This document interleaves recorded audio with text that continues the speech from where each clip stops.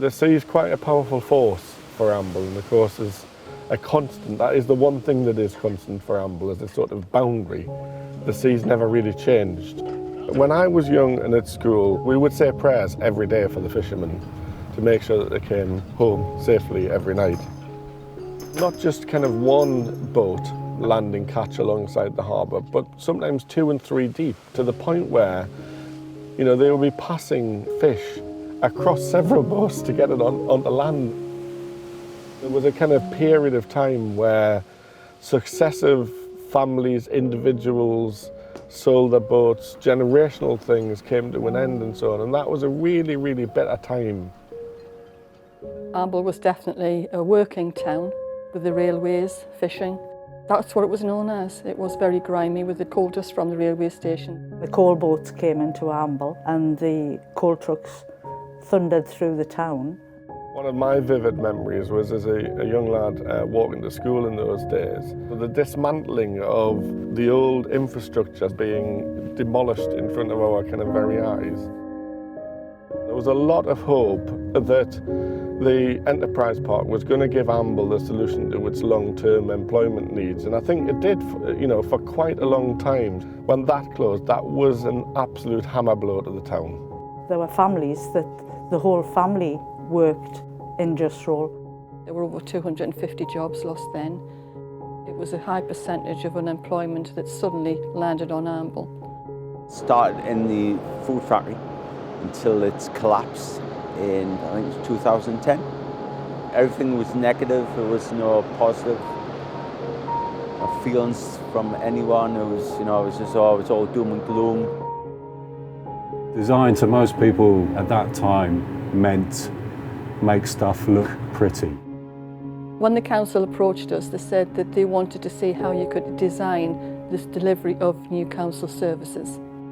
We weren't sure what it was about then. I think everybody was sitting around the table in the conference room upstairs, completely bemused by how are we going to design that.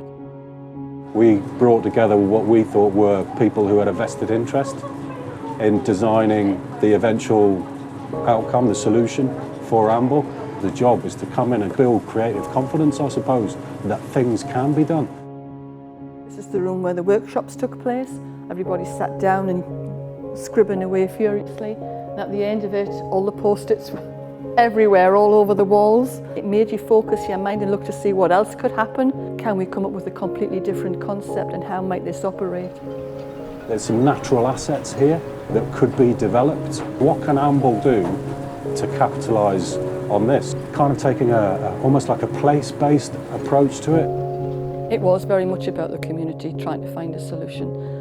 And the idea that came forward wasn't something that replaced the food factory. It was something very much that's set up about looking for how people could get into self-employment in a completely different way to anything that we had thought of before. And we would never have come up with anything like that. What the Design Council gave us was an impetus to think about things differently and perhaps think about how we could use design quite cleverly.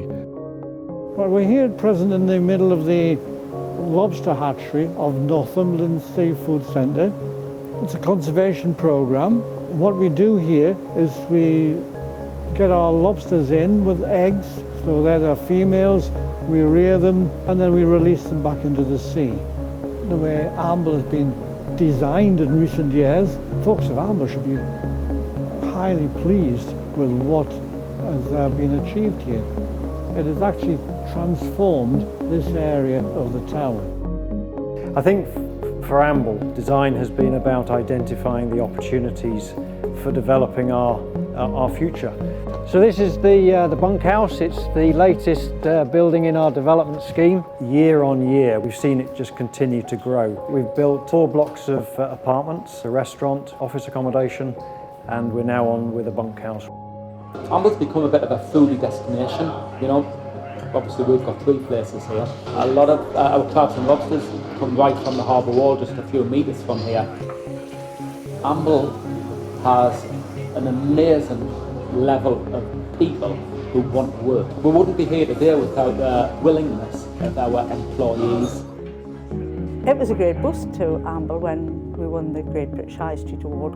In your everyday life on a high street, you don't appreciate what you've got, and when somebody else comes along and the whole country judged us, it was wonderful, yes, and it was a boost to the town.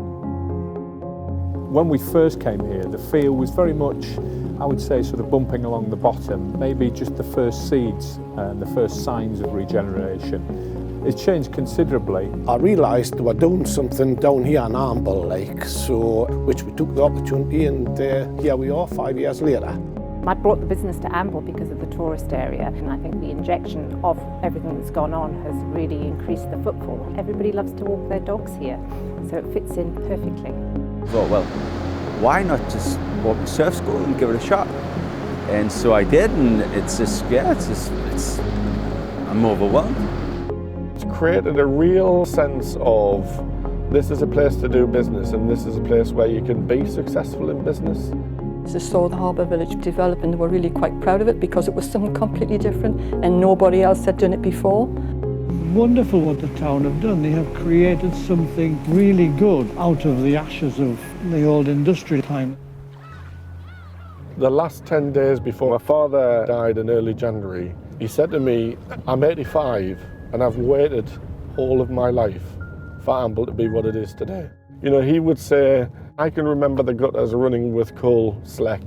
You know, I can remember the sea claiming lives on a regular basis, all those different things. He danced on the main street when Amble won the High Street of the Year. He got off his kind of little mobility scooter and he did a jig on the main street. You know, he was so proud of it. I think a lot of people in Amble are really proud of it, and so they should be. And, you know, even more so now, I think, in terms of what Amble's become.